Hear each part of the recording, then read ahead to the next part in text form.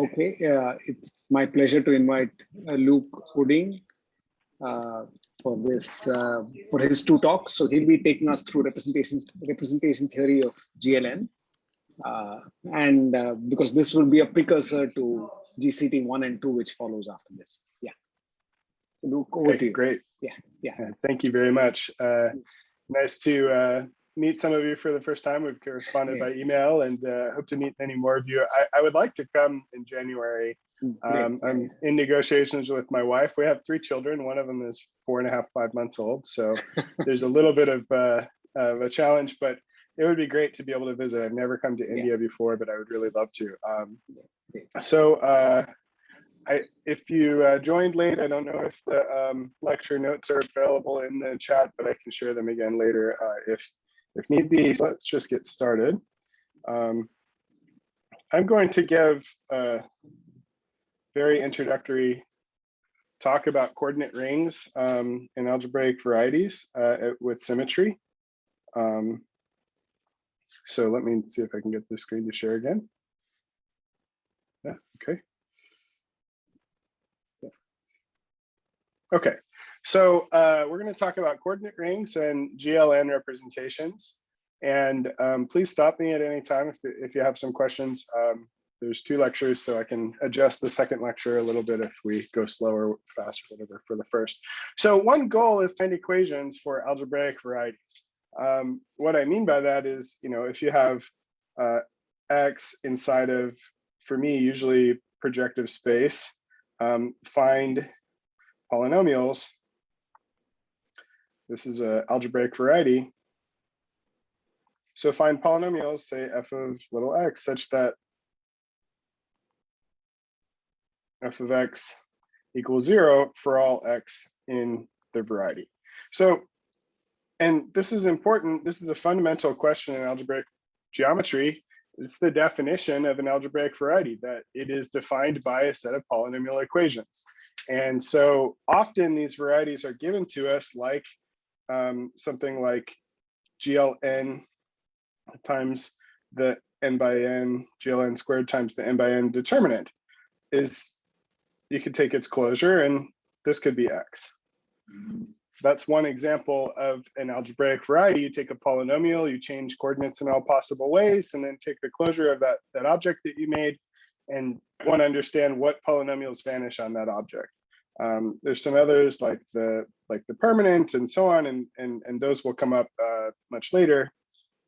Another example, which is not exactly the focus of this semester, is something like bilinear complexity.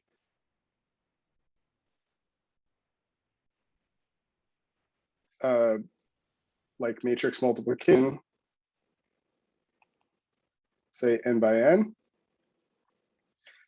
For n by n matrices, you can think about this as an element of a tensor space, and I'm going to be very big. And then something like a secant variety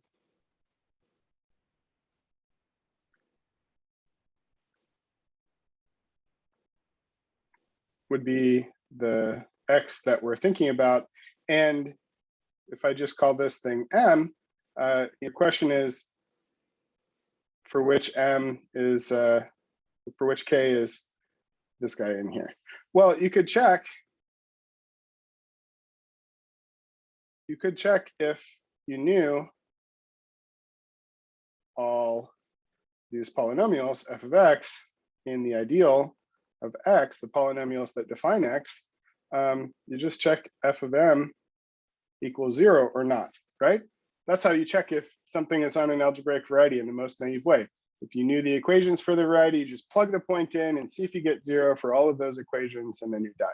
So it seems like an easy task, but on the other hand, there can be many complications, such as the number of variables and the degree can grow high, and so this problem could be quite challenging. So let's talk about just briefly how symmetry can help us in the very first case. So what is projective space? Let's go back to this. So PV is going to be projective space, V is a vector space, and we'll say it's n+1 dimensional. and you could choose a basis x1 to or x0 to xn if you like, but many things that we'll talk about are going to be independent of the choice of basis. So projective space is the set of all equivalence classes of vectors that are non-zero. And the equivalence is that a vector is equivalent to another vector if there exists some lambda non-zero. And by the way, I'm working over the complex numbers for everything I'm talking about. So if there's some non-zero lambda such that lambda v is w. Right, so PV could be thought of as all the direction vectors in V, or it's all the lines through 0, 8. Another way to think about projective space. So that space has a natural symmetry, which is this equivalence relation. So this is T invariant. So my T's and my Pi's kind of look similar. So I'll try to make T look like this. This is the torus. T invariant, this T is complex numbers without 0, is a group under multiplication of complex numbers. So that means that that's this operation, right? So lambda times V, this is the operation, right? So T cross PV, just write down the action.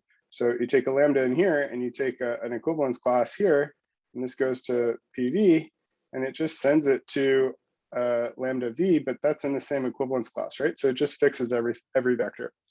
It's a very easy action. Well, okay, so that's great because projective space has this invariance. And so if I say that X inside of PV is a projective variety, that means the projectiveness of the variety means that X is T invariant.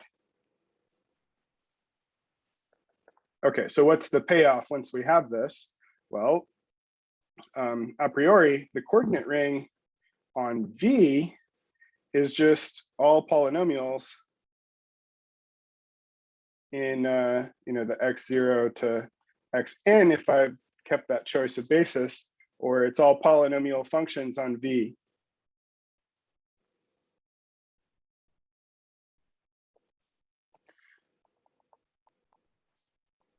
Okay, and that's an infinite dimensional vector space.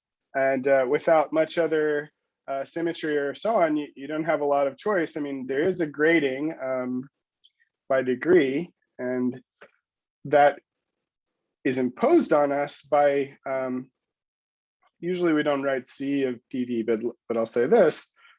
This is the homogeneous polynomials.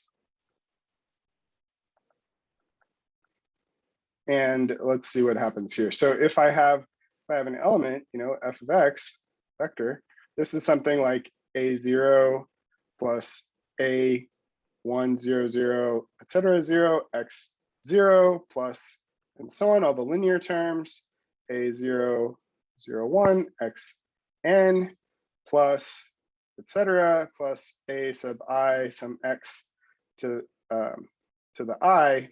This is a monomial, and my notation is that this is x to the I is x0 to the I0 ... xn to the in. So this is a term. These are monomials. And if you like, you can just think about the one variable for a second and saying that f is T invariant. What does this mean? Suppose I wanted to see about the T invariant polynomials that vanish on a variety. Since the variety is going to be T invariant, the polynomials that vanish on it can be chosen to be T invariant. So what does that mean? Well, just think about the one variable case, and let's do an easy example: a0 plus a1x plus a2x squared, etc. Right? So suppose this is f of x. just work through this example. So what if I change this by f of lambda x, right? So I want to think about, I don't know what to do about equivalence classes. So I'm just going to work with the representative and see what happens when I work on representatives. Well, if I plug in a lambda, I get a1 lambda x plus a2 lambda squared x. So I'm not going to be able to pull out a lambda from this polynomial unless it's pure of every term of the same degree. And since I only have one variable, so this doesn't look very invariant in general. But what if I took, a different one, some other f of x? Well, if I did something like just a2 x squared, then this one will be. So that what I mean by that is that the equivalence class of f of x is equal to the equivalence class of f of lambda x in this case, because when I plug in lambda, I get a lambda squared that factors out of the polynomial.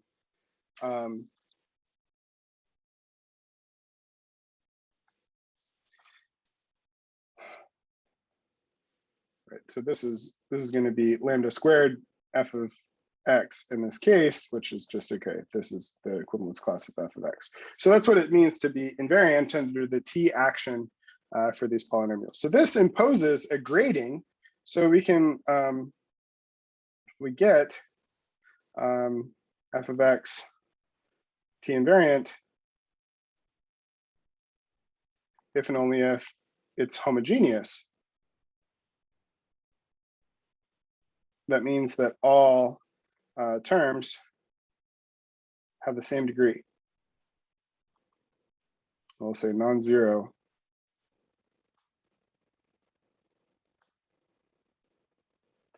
And that imposes on us that the coordinate ring of this projective space, it inherits this grading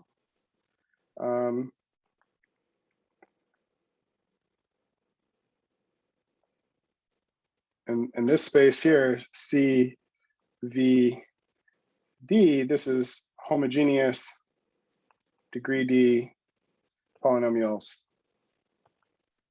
on V. That's great, because now my infinite dimensional vector space is now a direct sum of a bunch of finite dimensional vector spaces. And so in order to find the equation, so the original goal, find polynomials that vanish on X. Well, most naive approach to this, and that's if you know many points on X, is to just do interpolation. That is, you make a basis of your space of polynomials, and you evaluate each one of those basis vectors on all of the points. So let's call these points V1 to V sub capital N. You take a basis of, say, C. Now I have a finite dimensional vector space, which helps me.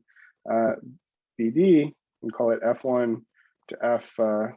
Hopefully there's at least, we need N at least as big as M in order to do this. And then we're going to put each point V1, we're going to evaluate it on each of these polynomials in each row. So F2, V1, Fm, V, this is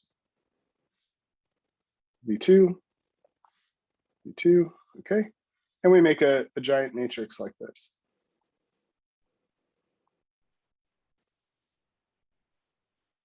Okay, good, F1.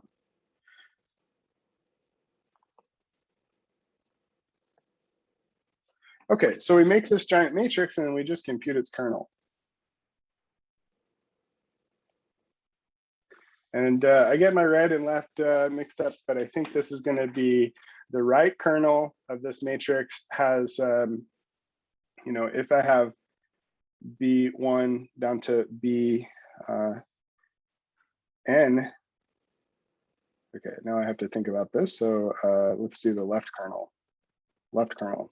So if I do B1 to Bm times this equals 0, then that means that the sum Bi Fi, this polynomial of Vj equals 0. That's what we're looking for. This is my polynomial. So then this is a candidate. This is a candidate for a generator or an element of the ideal of X.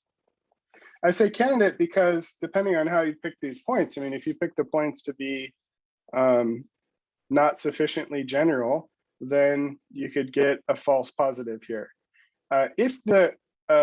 If there is no kernel, on the other hand, then you get a definitive check that there are no polynomials of degree D in the ideal. So you have to be a little careful about when you do get 0, you have to check again that the polynomial you construct actually vanishes on every point of the variety, not just the sample points that you started with.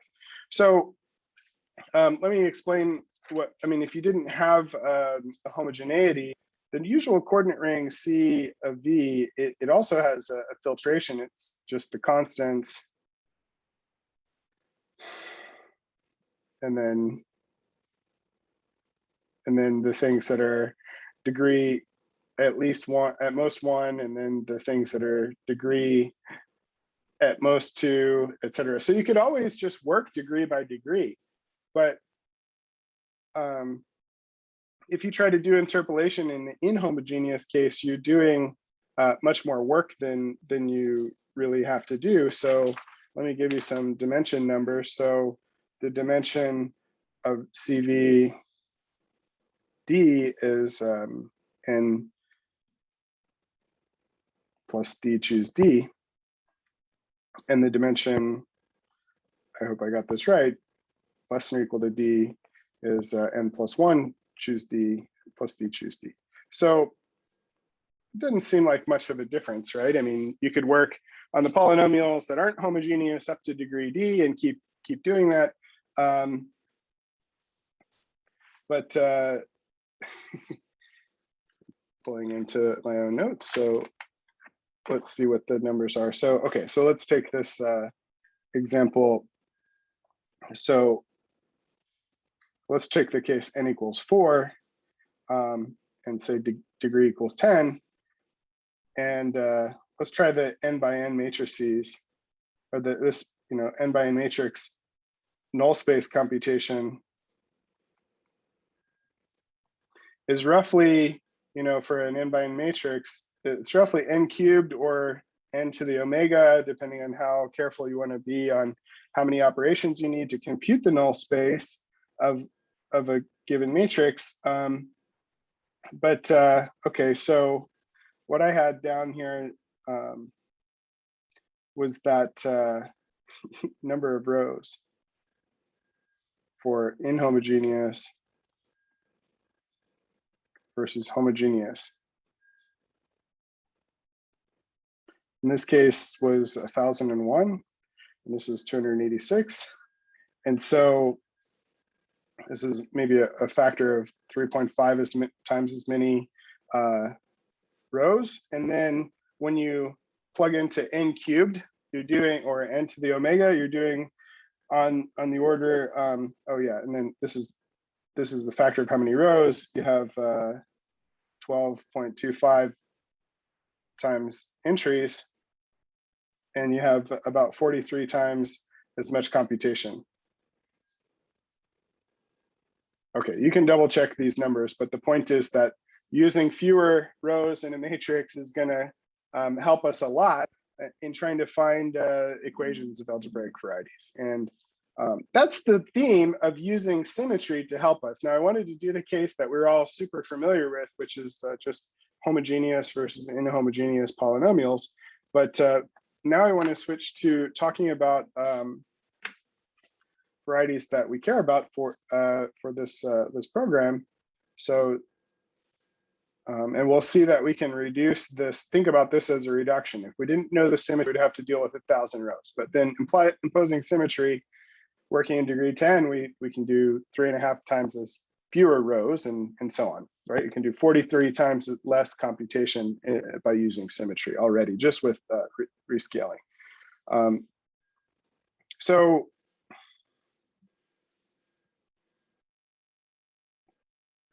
I want to start with not the variance P versus NP problem, but again, the bilinear complexity. I want to come back to this.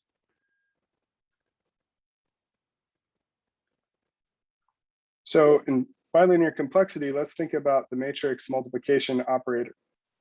So I'll call it MPQR, which goes from C P by Q to C Q by R to C P by R. And I hope I've got transposes and everything correct. So the question is, how many multiplications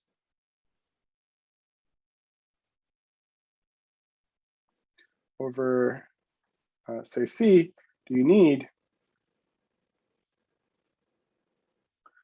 to compute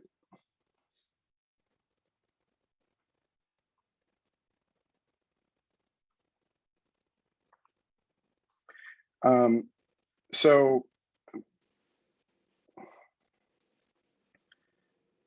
right now I'm going to call each one of these vector spaces. We could call this one, say, A, call this one B, call this one C.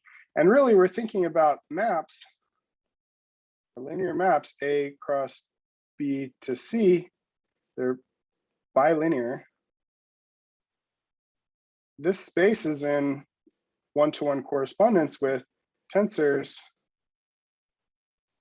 A star, tensor B star, tensor C. And most of what I'm going to talk about doesn't depend on these dual vector spaces, but just for, since this is introductory, this is the dual vector space, which is all of the functions L from A to C linear. This is the dual vector space.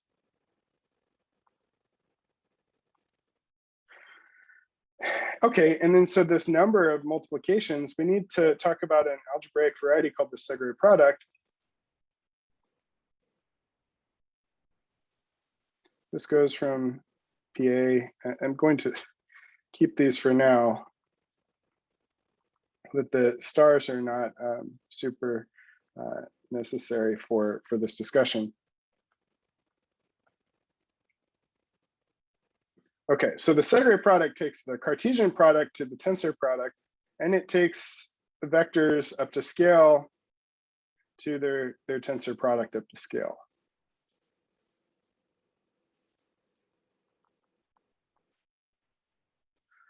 Okay, and so a bilinear map has complexity 1 if it's on the Segre variety, if it's in the Segre variety.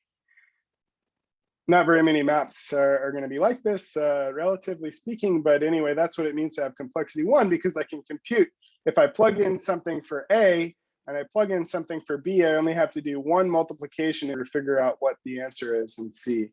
And you can think about maybe the 1-by-1 matrix with a single, the n-by-n matrix with a single non-zero entry, another n-by-n matrix with a single non-zero entry, multiply those two together, and you either get all zeros or a 1 if they match up in the right spots, right? So that's an example of something of rank 1 or complexity 1. So a secant variety is to say X, we'll denote sigma K of X, is just this. The kth secant variety is, well, it's all the points V in projective space such that there exists Xi in X and V equals the sum of the Xi, I equals 1 to K. Okay, so it's that variety is not closed, so we have to take its Zariski closure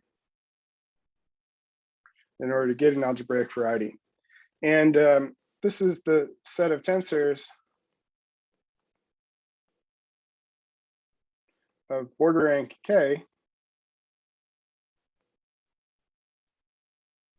And there's a much longer story here than I can go into today, but Dario Bini showed that knowing the border rank of a bilinear map, a family of bilinear maps, is sufficient to give bounds on complexity of the bilinear map. So you could think about this as, you know, the M PQR is in sigma K of X, if and only if you can approximate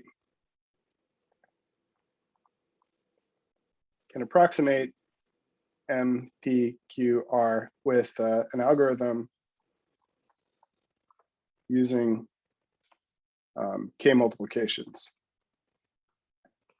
So the biggest question is, you know, that many people are studying is, you know, what about M, N, and N? Or is this in sigma N squared plus epsilon of X? That's the question you might want to know. And if you can show that it's not, so the answer will be no if you can find, so you can answer no if you can find, say, F in the ideal of this sigma N squared plus epsilon X non-zero, and F of M and N not zero. Okay, so if I could just find a polynomial and the ideal of the secant variety of the Segre product for this rank of secant variety, and you know, I didn't say the dimensions of the spaces, but they're in here. If you could just find these non-zero equations for this variety, you could check, and this would give a certificate for a lower bound.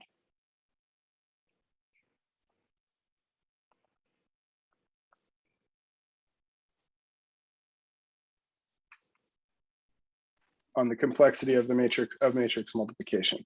Okay, so that's my motivation. Could I ask you? Yeah. So for what kind of case do we have equations actually? Are the equations very embarrassingly little, unfortunately, but okay. There's a great result by Bergieser and Eichenmeier in the case of 2x2 matrix multiplication,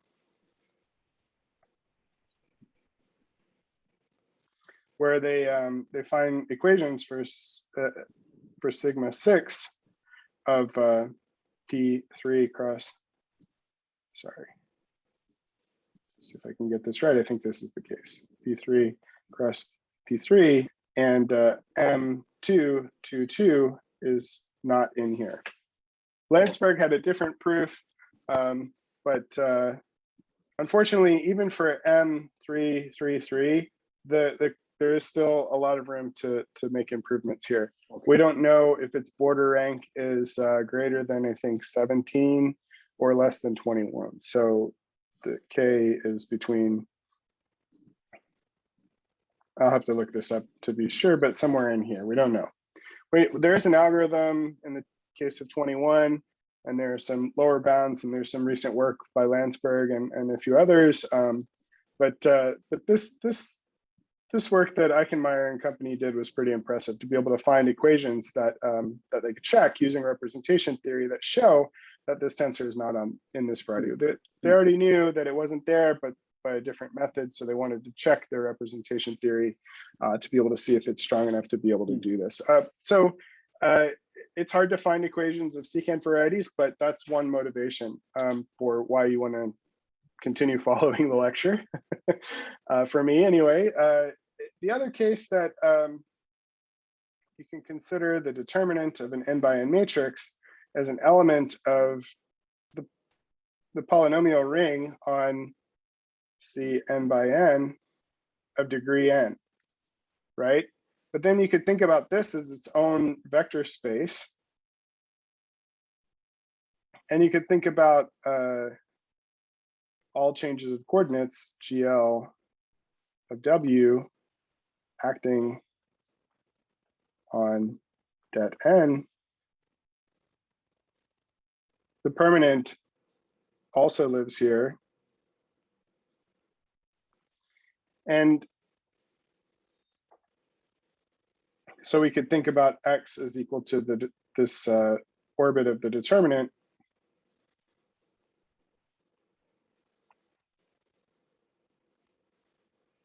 And take its closure.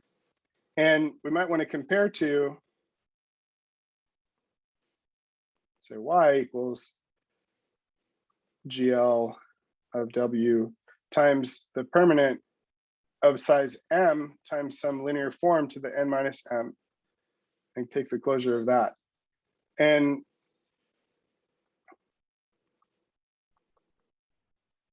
the question is this intersection empty or not, depending on the sizes n, m, et cetera. And in order to determine this, one way you could try to do it is you could try to find the equations of x and the equations of y and compare them. Or you could try to parameterize points on x and check them against the equations of y, or vice versa. So in the second lecture, I'll talk more about how to find equations on spaces like this. Like this. But I want to talk about the tensor case first because it allows me to build up the representation theory for symmetric tensors afterwards, okay? So I hope I've given enough examples to explain why I'm going to do these representation theory sort of background. And so let's talk about this now. So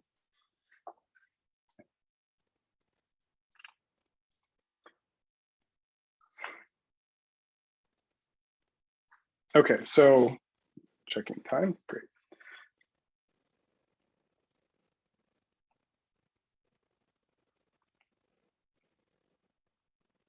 So the representation theory of GLN, because this is the natural group and products like GLN cross GLN, for example. This is the natural group that acts on the spaces that we care about. And so in order to get the most sort of mileage out of the symmetry, we really need to understand this representation theory. So, okay, so GLN is n by n. I could put a C here, n by n matrices with entries in the complex numbers, and they're invertible. SLN of C is the same, but the determinant is equal to 1.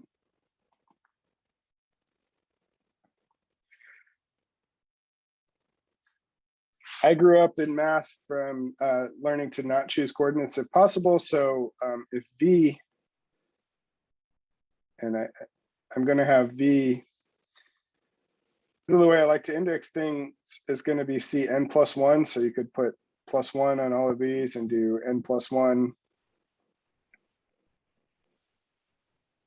by n plus 1, but it's the same story. And so you could do GL of V. This is invertible linear maps, V to V, and you don't have to reference the coordinates, and similar SLV is the same with determinant equal to 1 again. So you can define that. All right, so those are my first couple of groups. Inside of GLV, GLN of C contains a copy of the n plus 1. N plus 1 dimensional torus is the diagonal matrices, diagonal invertible matrices. The diagonal matrices. And notice that this is an abelian group.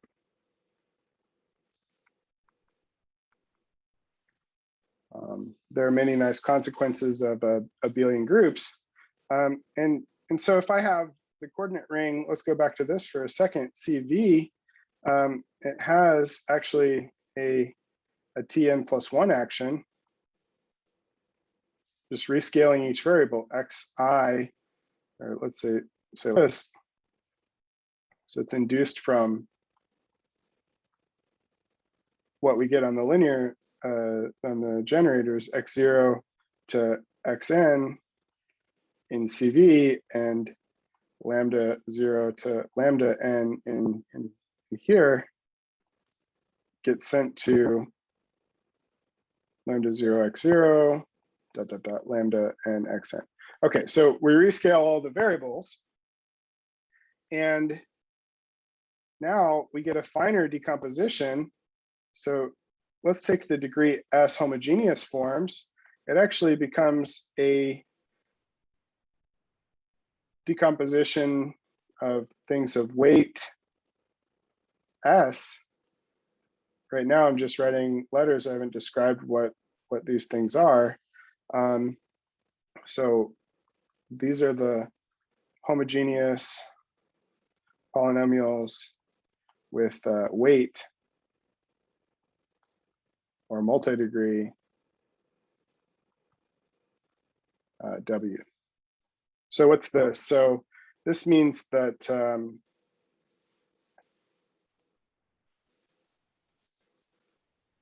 the weight of a monomial is actually fairly easy to write down. So if you have a monomial, it goes writing xi is x0, i0, dot, dot, dot, x, and in. Well, if I take a lambda multiplying this guy, so then I just put a lambda 0 instead of here, a lambda n instead of here, and then the lambdas factor out. So I get lambda sub I, x sub I with these exponent vectors. And so this monomial has weight I.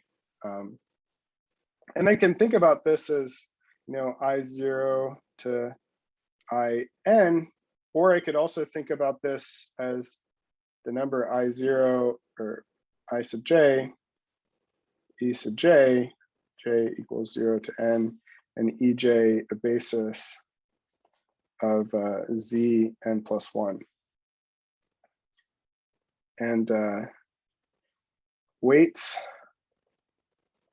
are additive over products.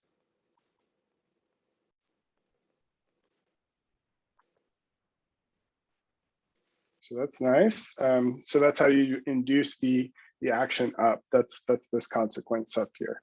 So weights are additive over products implies this statement. So as soon as you say how the torus acts on the variables, you know how it acts on all the polynomials. And since T is a abelian group, each one of these is a one-dimensional representation of the torus, or one-dimensional vector space, just the scalar multiples of that monomial that has the same weight.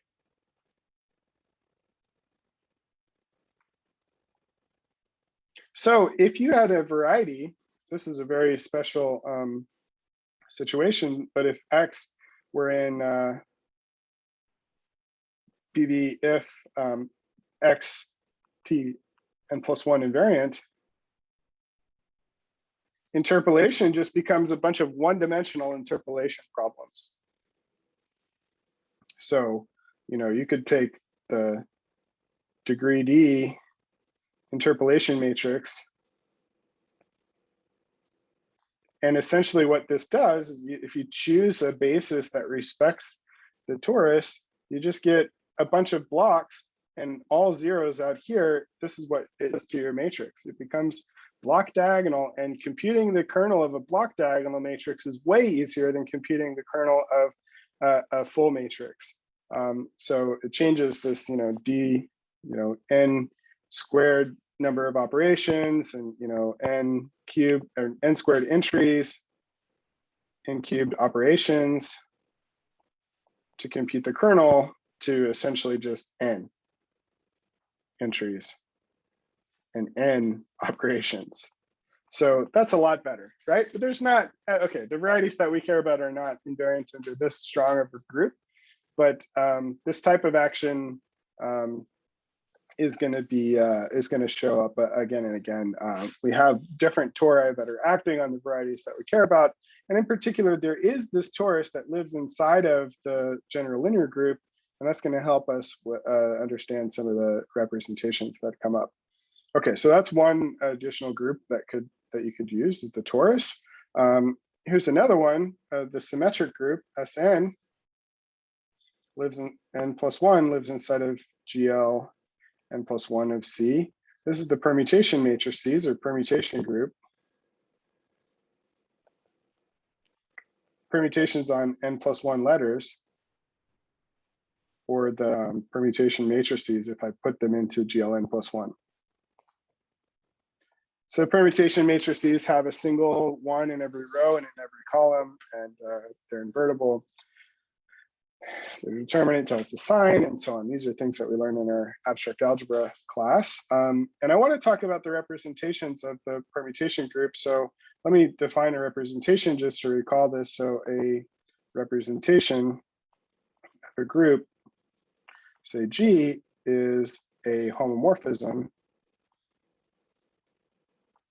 say rho, from G to GL of V, where V is some vector space. V is a vector space, and we're going to call V a G module.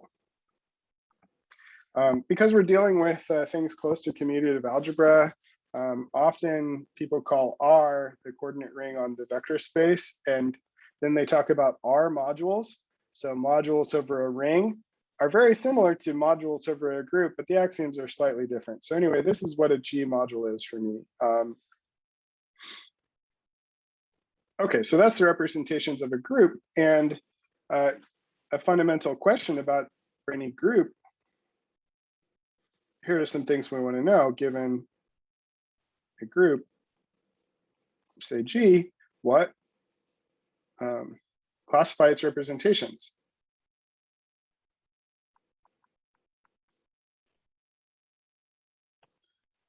This is a very fundamental question, because if we want to be able to deal with group actions, if we knew all of the representations, then we could identify any module for that group as being a direct sum of decomposables or so on. And so a nice property that's enjoyed by finite groups and compact groups is the complete reducibility or semi-simplicity.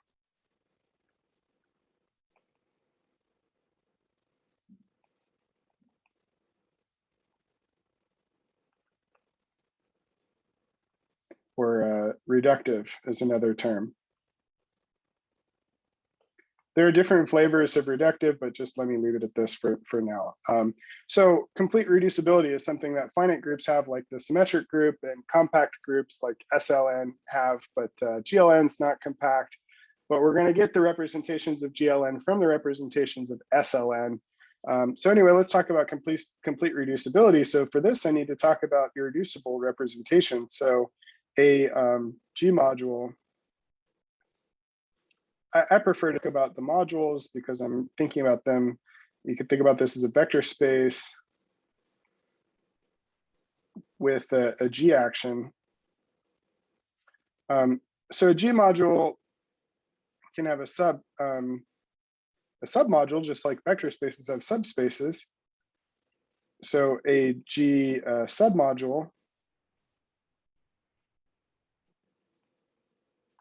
is a sub, say W is a sub vector space of V with the same G action. So W inside of V. So if we have a G module V, a submodule W, we'll write it just like this, knowing that there's a group action hanging around. And we'll say that V is irreducible if it has no non-trivial proper submodules.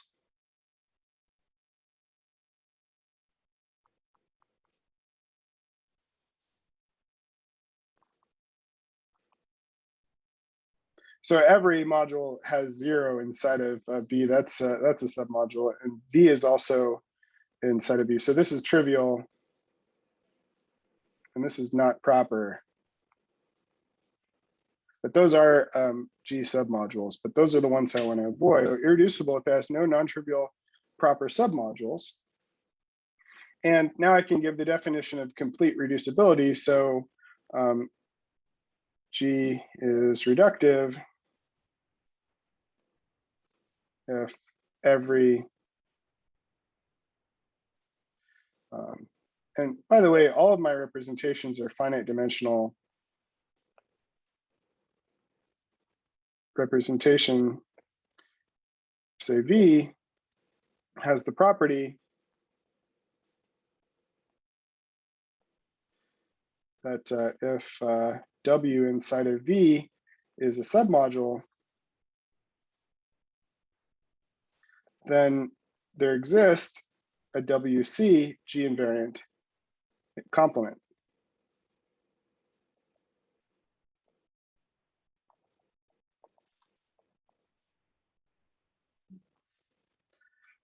So that V is W direct sum with WC.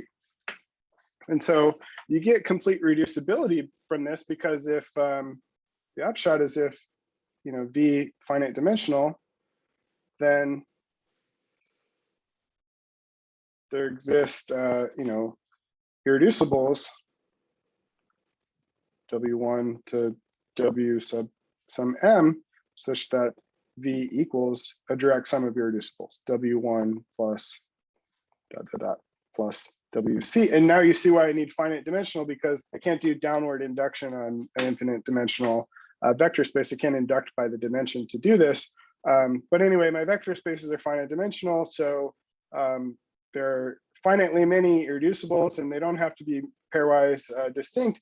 But if you recall from elementary school or elementary algebra, there is the fundamental theorem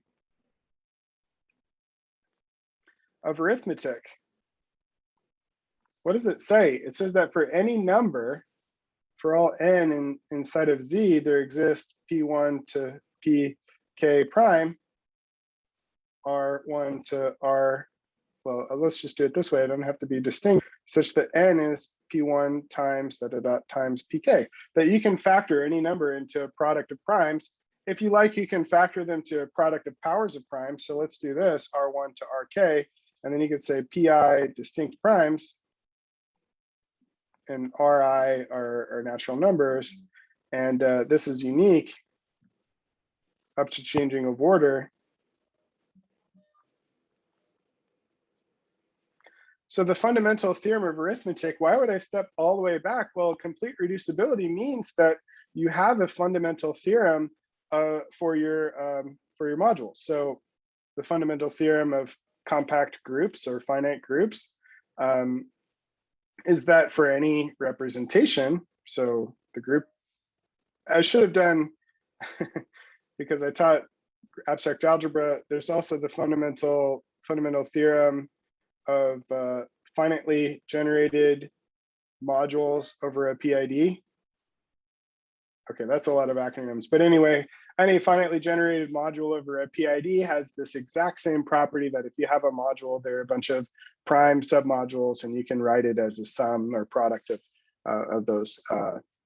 So that's the line for which this reasoning comes. So if I have G reductive, V a G module, finite dimensional, then there exist irreducibles W1 to W sub k, such that V is equal to W1, and these can be distinct, pairwise non-isomorphic.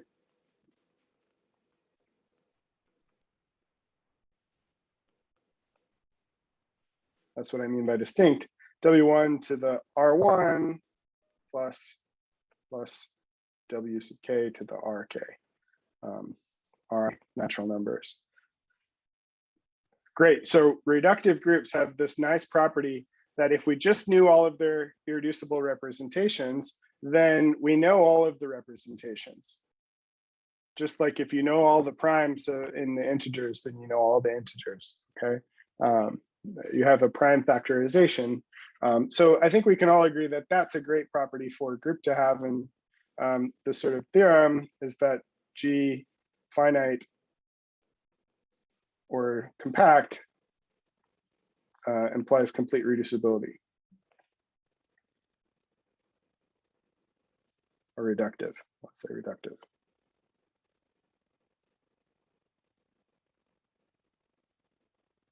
Okay, so now we need to understand the representation. In order to understand the representations of the symmetric group, which we're going to get a huge payoff, we'll get the representations of the special linear and general linear group from understanding the representations of the symmetric group. We just need to understand the irreducible ones. So back in your abstract algebra class, there was this series of homework questions you probably had that if you had a symmetric group on D letters, there's something called the cycle type.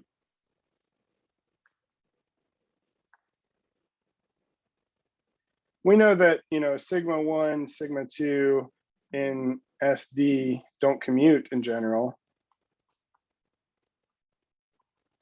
but disjoint cycles do commute.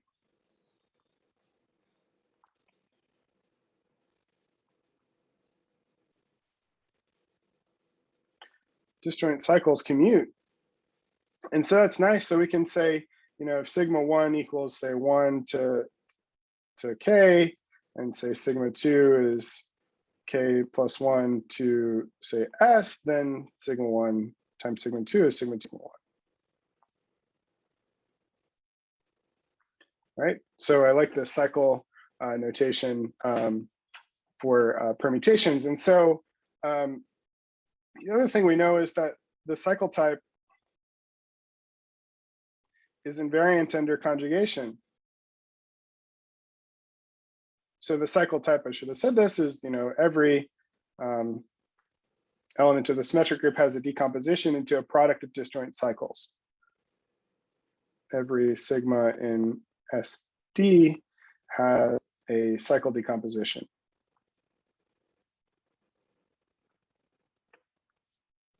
Product into disjoint cycles. Cycle type is invariant under conjugation.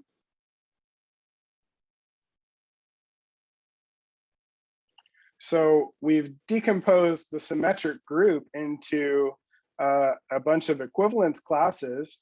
This partitions the group.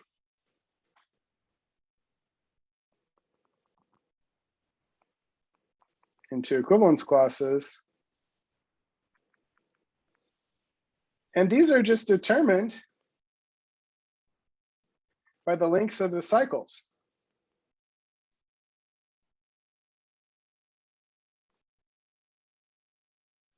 The lengths of the cycles.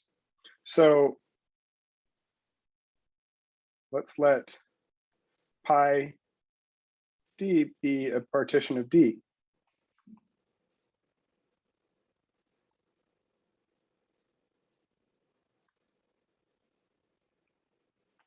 So that means that pi is going to equal P1 to P, possibly all the way up to D, such that, well, this is in, all of these are natural numbers,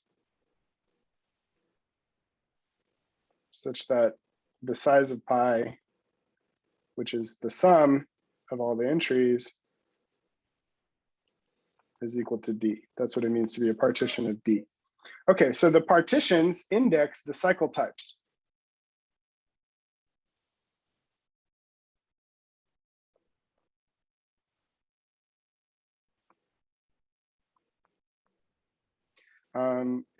If you're curious about some of this stuff, I encourage you to look back at your undergraduate algebra book if it's not fresh, but I found this really, really fun to teach after having thought about representation theory for a while and then coming back to teach some of this stuff again. We have something like the class equation.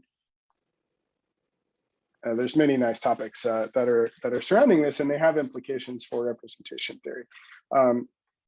Anyway, the partitions index cycle types, and it turns out that partitions also index the irreducible representations of the symmetric group.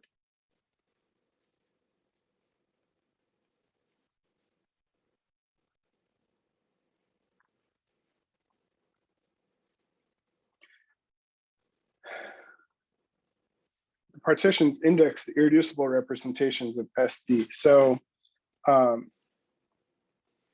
This is a theorem, I guess, that I'm not going to prove right now, but I'm going to describe how to deal with these things computationally. Okay. So this enters the discussion on Young diagrams in Tableau.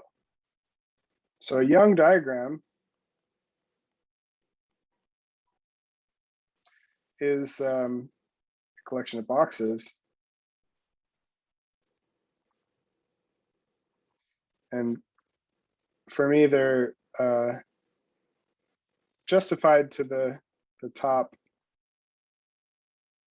left of the screen, so something like this, perhaps, and they're upper left justified.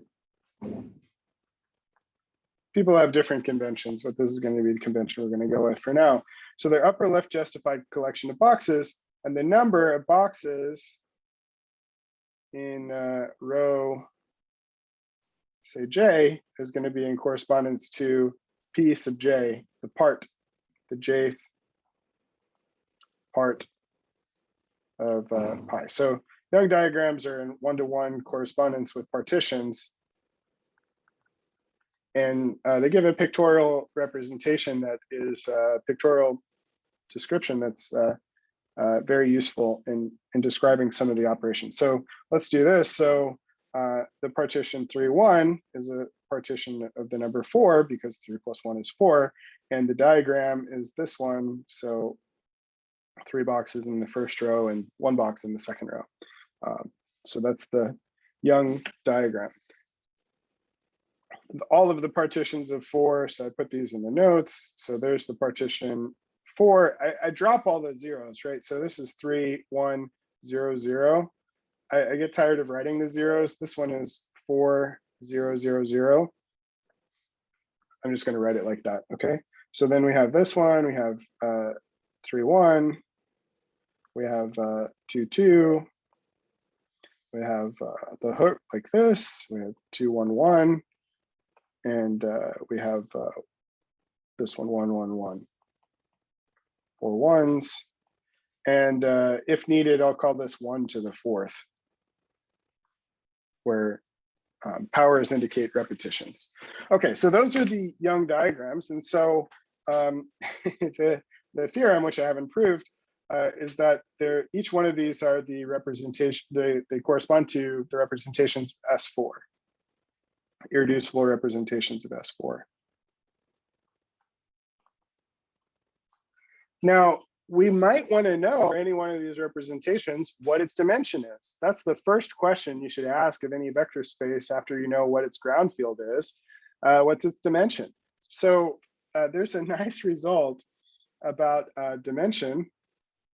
So this is a theorem. The dimension of, so these guys, I'll write them like this to indicate that it's a representation of, in this case 4, right? So the equivalence class of pi will be the representation associated with pi. So the dimension of pi is actually equal to something we're going to talk about now, so the number of standard Young tableau of shape pi. Okay, so number standard tableau of shape pi. So let's compute this. And so what do we mean by standard tableau? So a tableau is standard. I have to get used to the French plural. It has an X on the end when it's plural. I have to keep reminding myself about that. But anyway, a tableau is standard if the entries are strictly increasing in both the rows and the columns.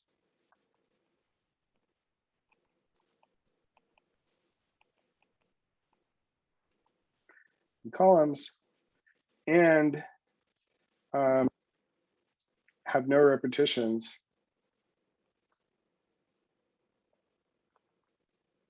this is one that's easy to forget.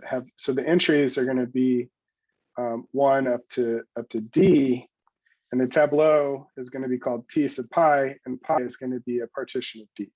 Okay, so a tableau, I got a little ahead of myself. A tableau is a filled Young diagram, and it's standard if it satisfies these properties. So for the shape 3-1, the standard Young tableau of shape 3-1 is the following collection. So 1, 2, 3, 4, 1, 2, 4, 3, and 1, 3, 4, 2. Okay, we can make this a little bit prettier if we draw the boxes. So the boxes like this.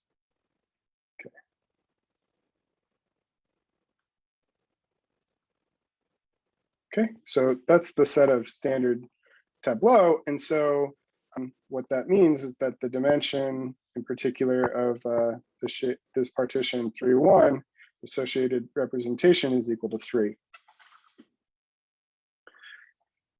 You get something else out of this though, which we often forget, is that if you have a set that indexes your basis, that you count, and that gives you the dimension, then you could take, because vector spaces of finite dimension are determined by their dimension, and that's it.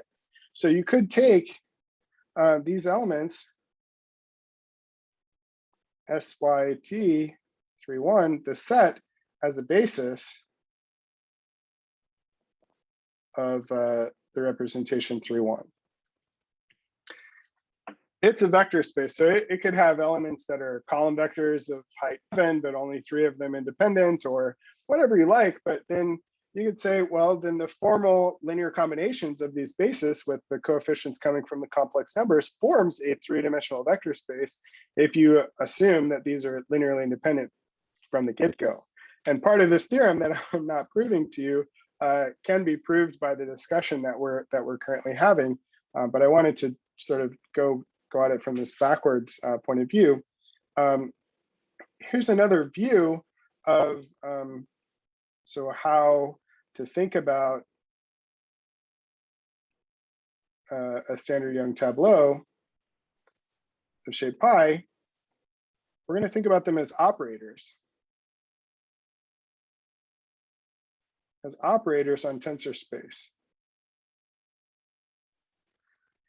So one of the fundamental properties of tensor products is that V tensor W is isomorphic to W tensor V. You can change the order up to isomorphism.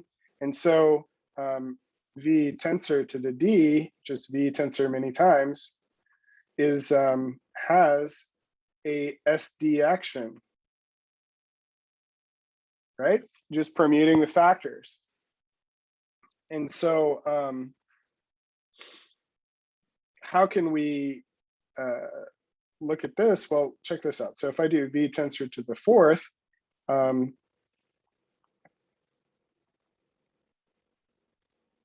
in this case, for my example, well, I want to think about this operator called CT pi, the Young symmetrizer, that sends me from V tensor to the 4th to V tensor to the 4th. And here's what C pi is going to do. So C pi, which is typically written, I'm going to refer to it as CT pi for the moment, is going to be a collection of 2 operations, A pi and B pi composed. And let me tell you what B pi is. So B pi is going to skew symmetrize the things in the columns, T sub pi, T sub pi, T sub pi. And AT pi is going to be symmetrization. So let me describe this now in this example. So I take my tableau, and let's take this one, 1, 2, 3, 4, okay? Sorry, I think it's a little bit easier if I do the other one.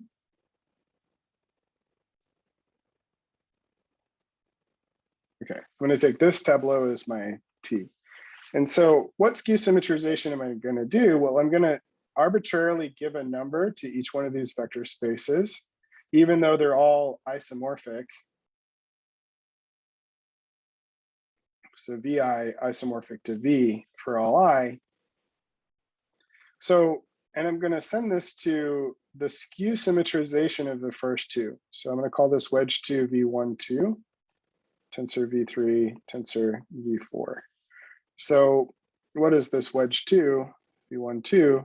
This is all the things that are, you know, A wedge B, such that A is in V1, B is in V2, but they're isomorphic, right? So I could just say A, B, and V, but I want to keep track of which one is which.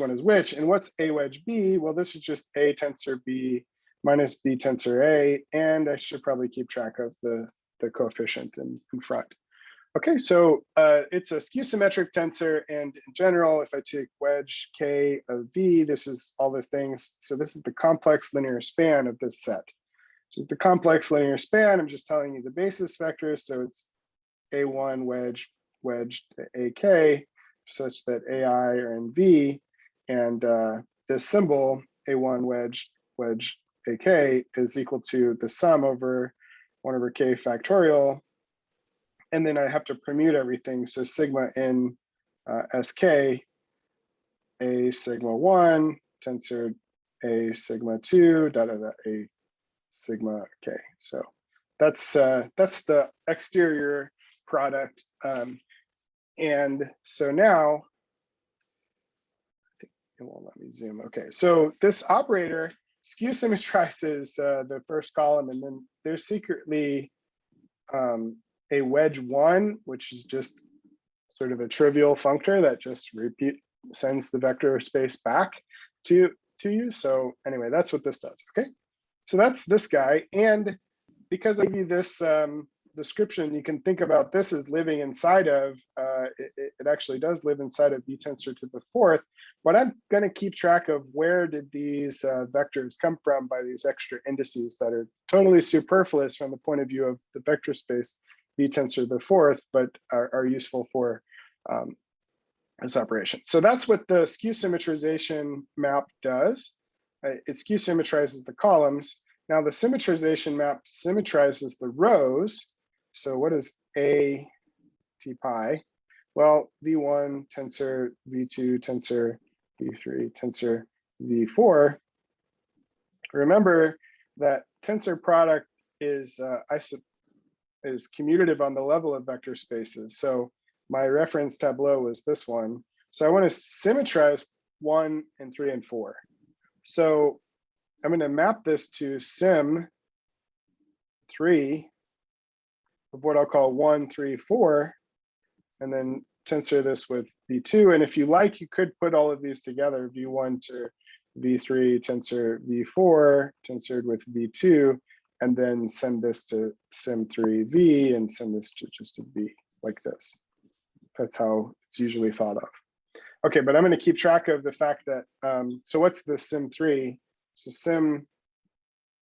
sim2 of a vector space is just the complex linear span of all the things of the form A circle B, such that A and B are both vectors, the symmetric, homogeneous, degree 2 polynomials, if you like. But then what's the symbol A circle B? Well, this is 1/2 A tensor B plus B tensor A. And you notice that if A and B both come from the same vector space, this makes sense. That doesn't make sense if they come from different vector spaces. But I'm going to keep track of where the vector spaces came from in the mapping. All of this stuff is also done by something called bird tracks, but I'm going to try to keep with just the vector space description because I find this to be amenable to computation. Okay, so this is the operation. And now to compute this operator C sub pi, C T pi is, as I said, you skew symmetrize first, and then you symmetrize.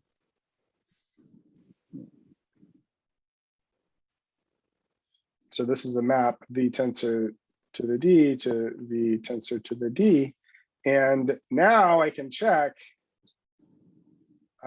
C T pi and say C S is a bad letter, C T tilde pi are independent if the T pi and the T tilde pi are semi-standard or standard or different standard Young tableau. By this, you mean independent inside V tensor D as vectors. Inside of the space of operators, inside of V tensor to the D tensor. Tensor. Okay. Oh, they are the operators. Inside of the space of linear operators. Okay.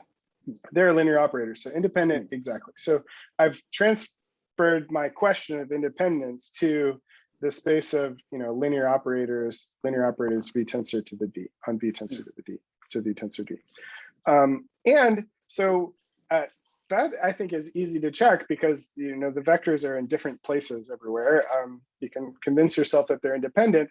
Therefore, they span a vector space of dimension number of semi-standard tableau. I just did the pairwise case, but you can also imagine that they're mutually independent. And they span a vector space of operators of the correct dimension. Okay, so that's essentially the proof that that this is this representation of this dimension. So the operators themselves, again, are just formally the tableau. The tableau themselves give operators, and you could check a non-standard tableau, and there's something called a straightening law.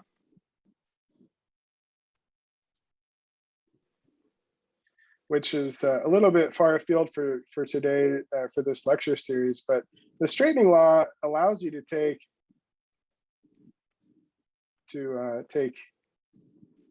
a possibly non-standard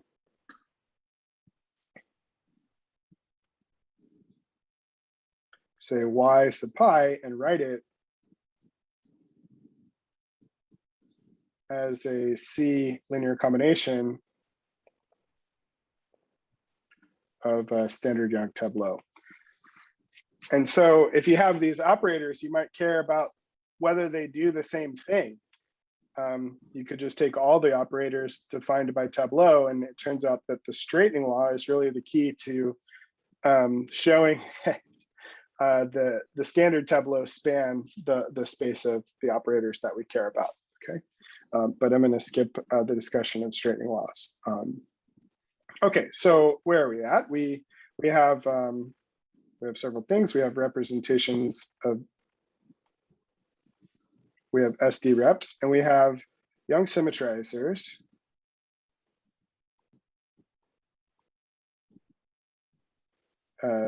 Say the representation is this. We have Young symmetrizers give a basis of the representation, or an isomorphic copy of the representation in the space of operators on V tensor to the D. And you might also think about, what does SD acts on this thing? How does this work? Is it really an SD operation? Well, it does this by renaming the content. So you just, of the tableau. So, so from that point of view, this representation, you should see, okay, I take the tableau, I change the names of all the letters such that it still has no repetition. So that part is going to be fine. Whether renaming preserves semi-standardness is a different question, but like, anyway, that's how it acts on the space, and the straightening law tells you that the operation stays within the space. Okay, so, but we get something else from this, which is kind of amazing. So we also have GL of V, or also acts on V tensor to the D. It's the induced diagonal action. So by, say, G and GLV, and say, take it an element V1 tensor V sub D. And here, it just does the same thing to every factor.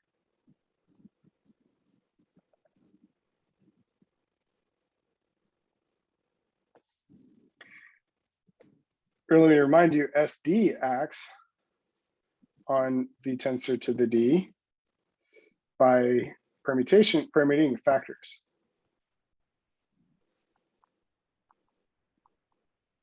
So sigma in SD, and the same, we get sigma on V1 tensored with VD. These are the basis vectors. So if you don't know what it does to a basis, you know what it does to everything, because it's a linear action. I forgot to mention that maybe at the very beginning. So we have this, okay? So it just permutes the factors. And here are a couple of facts. One, these actions commute.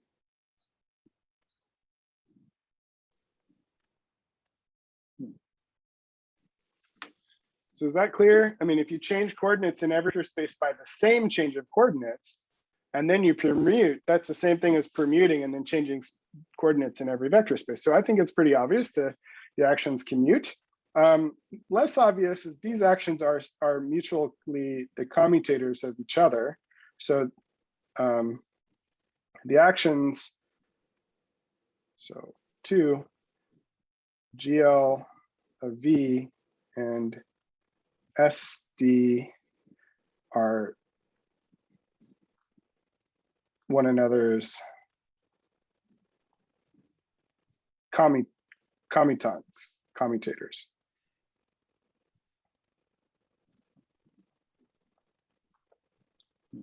Meaning the largest subgroup of elements in GL of V tensor to the D. So you take the largest subgroup of GL tensor to the V, GL of V tensor to the D, the largest possible subgroup that commutes with everything in GLV is SD. And vice versa, the largest subgroup of GLV tensor to the D that commutes with everything in SD is GLV. So they are the commutators of each other in that sense. And so this is a theorem called the double commutant theorem.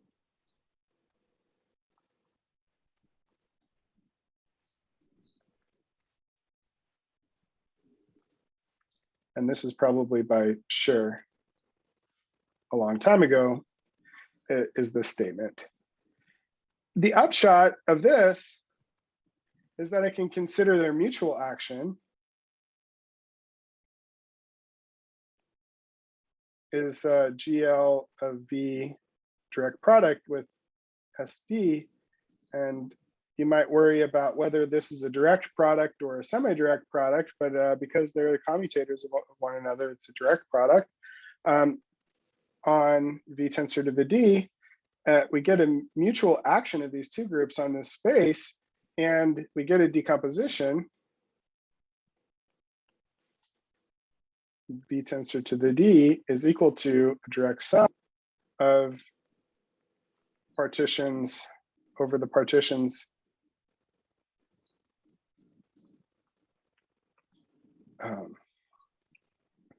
for now, I'm going to put a placeholder. I haven't described what this thing is, S pi V tensored with the representation pi. So this is a key formula. And this gives, so this description, whatever this S pi V is, so let me name them for a second because we're going to talk about them. So this is a Schur module. And this is a spec module. And this gives a one-to-one correspondence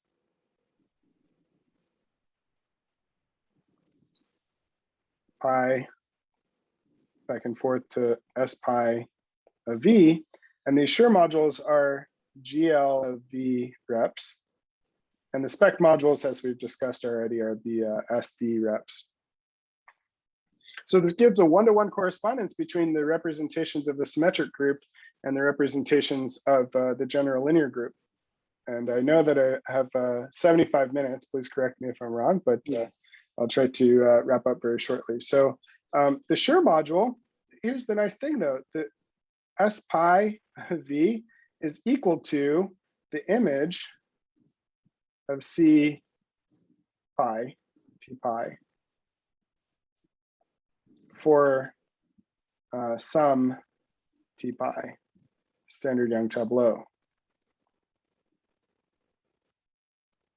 The image of this map that we just constructed. So we constructed the maps to see that they were independent and that they span a vector space, which is this spec module. But we get this other thing for free, that the images of these maps are representations of GLV, and they are in fact, the irreducible representations of GLV. So we get also that the irreps, well, for technicality, the irreducible representations of SV are, so all the irreducible representations of SLV are S pi V for pi, a partition of D. And if you want GLV, notice that this is SLV together with the torus,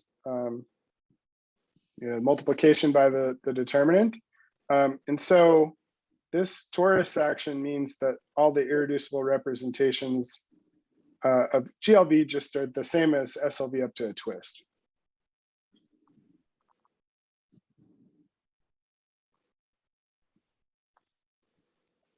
Which I could write S pi V to the minus T, which I'd hope to go a little bit faster to say this is the trivial representation to the T power. So,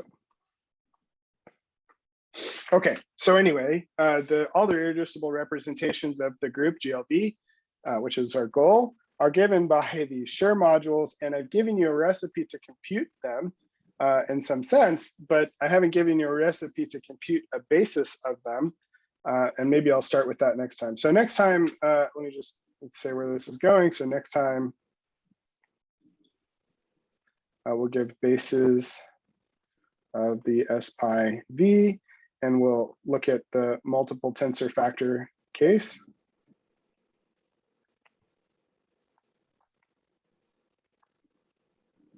And we'll do the symmetric powers. So it's the case that we care about for, say, det n, by the way, and this is the case we care about for this Segre. Okay, so let's see how far we can go next time, but thank you very much. I'm happy to take any questions you might have. Any questions for Luke? Yes, I have a question on this methodology of obtaining equations by considering orbits and orbit closures. So we want to do this for complicated objects like the orbit closure of a permanent and determinant. But what if we start from the simplest possible example, and it's probably just the monomial. So take one monomial like x1 times x2 times xn, and then so the orbit closure, if you take the GLN action, I think the orbit closure is the set of polynomials that you can write as a product of linear forms, right? Right. GL n times this guy. Yes. I know this is the Chow variety of yes. the PV, and you might want to know its equations, right? Yeah. So I think the equations have been known for a long time, but sure. I would like to know if there is a way of deriving them using this approach of orbits, orbit closures, and representation theory, and so forth. Right. Good question. So there's a nice story behind this, and some of Landsberg's students have worked on understanding the representations in the coordinate ring of the child variety. So the set theoretic defining equations of the child variety may have been known for a long time, but the generators of the ideal maybe are still a little bit mysterious. But so here, in order to understand this, this is a variety inside of sim n of v, right? Where I was looking at varieties in the PV, this is a variety inside of this bigger vector space called W, right? But we have a GLN action on W. So GL of V acts on here. So what we want to know is that we want the ideal, or something, maybe just set theoretic generators would be okay. The ideal of chow of PV is going to be generated by some S, it turns out S pi of V, such that pi is a partition of D times E. And this is the things in degree E, or sorry, n times E, and because we had n variables. And so can you describe, because of the complete reducibility and so on that I talked about in the beginning, this is a GL V rep, right? It's infinite dimensional, but it has a grading by GLV.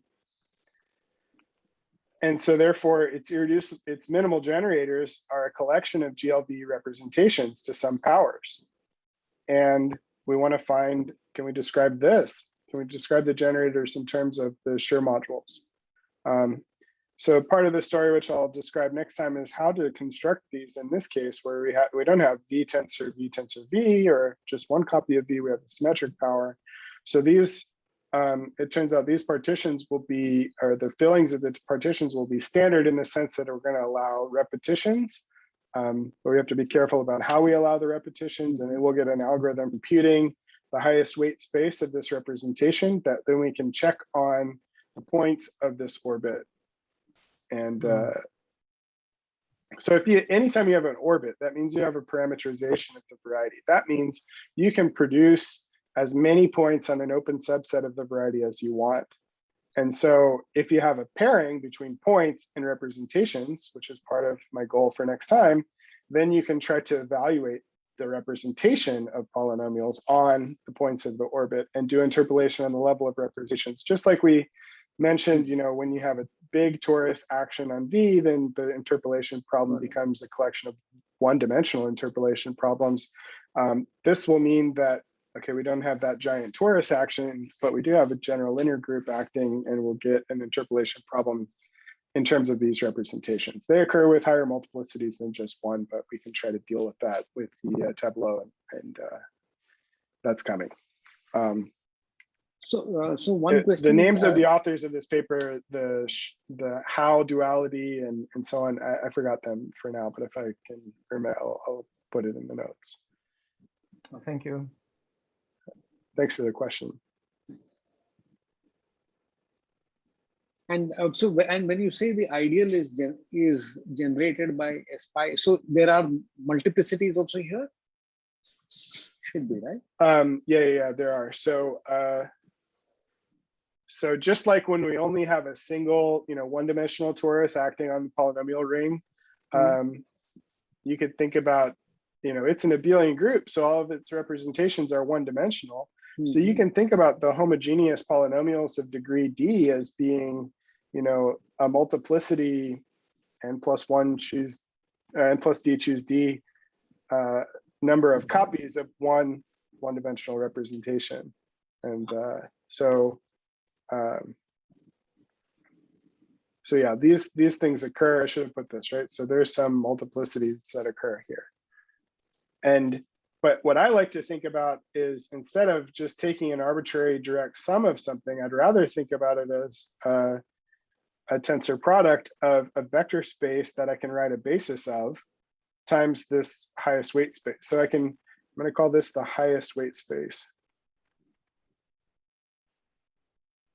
And if I can give you a basis of the highest weight space, then you can determine which subspace of the highest weight space is in the ideal, and that will try to deal with this multiplicity question. So the interpolation is going to happen in the highest weight space.